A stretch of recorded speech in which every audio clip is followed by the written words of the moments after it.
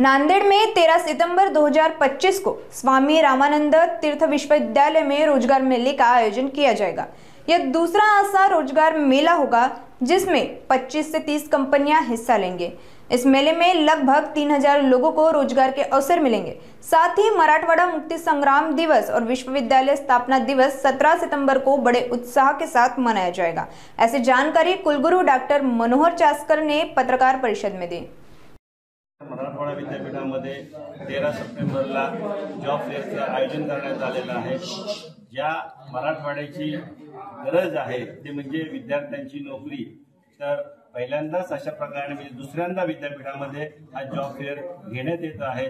30 कंपन्या याच्यामध्ये 25 ते 30 कंपन्या याच्यामध्ये पार्टिसिपेट होणार आहेत आणि त्या कंपन्यांमध्ये टाटा असेल, अमेझॉन असेल, गोदरेज असेल, युनिकेअर असेल, फार्मसी रिलेटेड कंपन्या असतील, या सगळ्या कंपन्या इन्व्हॉल्व होणार आहेत।